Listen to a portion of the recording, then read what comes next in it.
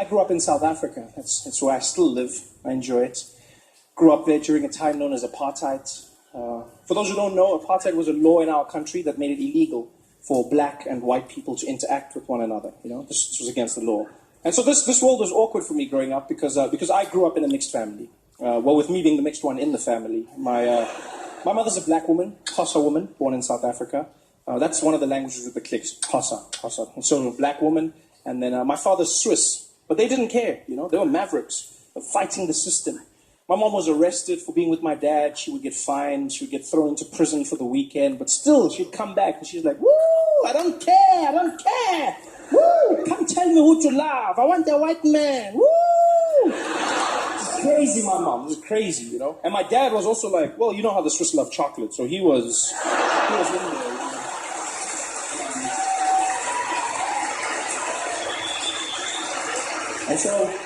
And so they got together and they had me, which was illegal. So I was born a crime, which is something I don't think they ever thought through, because as a family we couldn't live together, you know? Like in the streets we couldn't even be seen together.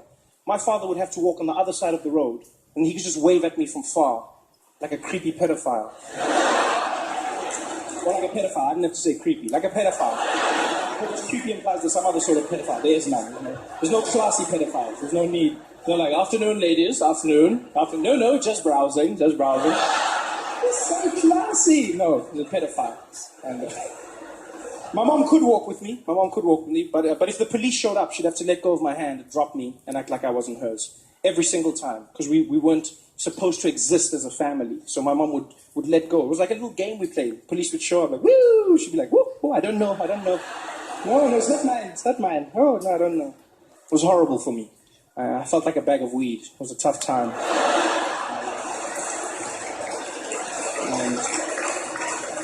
The downside of being light was that being light, I was different.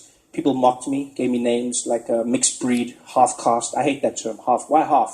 Why not double? Or twice as nice? I don't know. They give you weird names. I just wanted a cool name, you know? I wanted to be black, to be honest. That's all I ever wanted. Especially since one day growing up, I met an American. And he was shocked that in South Africa we had all these titles. And he said to me, well, you know, Trevor, if you go out to America, they'll label you as black. I said, really? He was like, oh, hell yeah. Yeah, buddy, everybody's black out there, yeah. You'd be super black. Oh, well, that sounds good to me. Super black. Yeah. And I made a choice. Like, first chance I get, I go out to America. I'm going to get a piece of that black. And I did. Boarded a flight. It was an 18-hour journey, Johannesburg to New York. I didn't sleep a wink. I just sat there in my chair like a madman, watching every single black American movie I could find. Just sitting there going crazy, practicing like, yeah, you know what I mean, yeah. King Kong ain't got shit on me, yeah. Sorry? Oh, the chicken, please. The chicken. Thank you. Thank you. Yeah, put it in your mouth, yeah.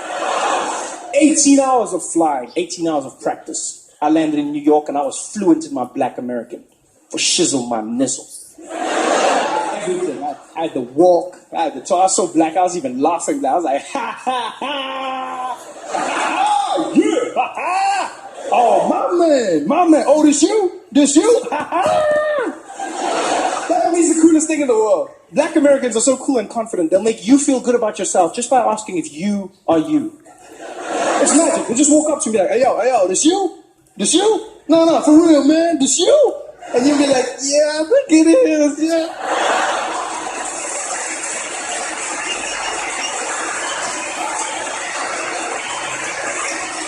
And I was that black. I was super black. I was loving it. So this guy walked up to me. I don't know it. Didn't even know me. Tapped me on the shoulder in the airport. He's like, ¿Qué? Paisano, ¿qué pasó, güey? Que lo quiero de que sí, que lo vemos, ¿no? Ya llegamos, papi, ya llegamos. I said, what? You talking to me? I said, yeah, I'm talking to you, man. I'm just saying, we made it, baby. We made it, eh? Now that we're here, our kind, we're going to stick together, hombre. Our kind.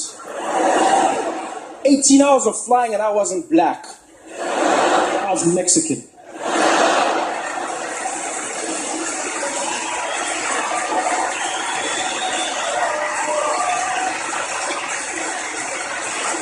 Mexican. So I started learning Spanish. If not, why not?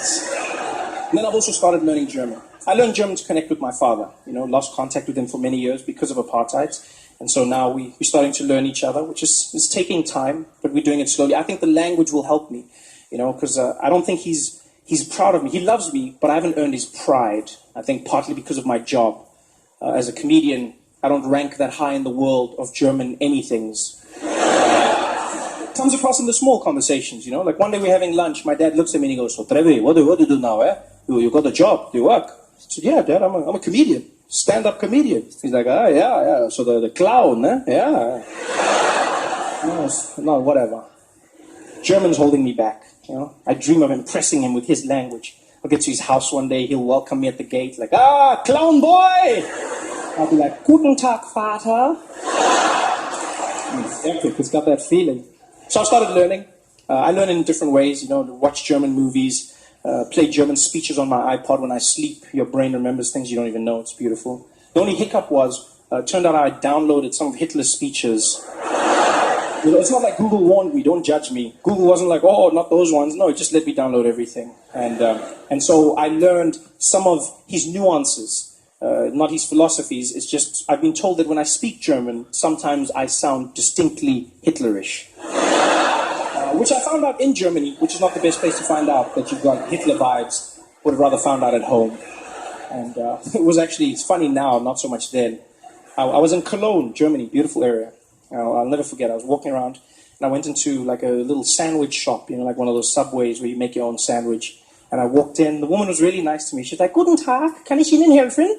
And I looked at her and I thought, confidence, Trevor, confidence. I said, "Guten Tag! Ich will einen kleinen Broten haben, bitte schön. Das schwarze Broten mit dem Käse und das Schinken, bitte schön. Und gib für mich auch die Salami und ein Pepsi-Cola trinken, bitte."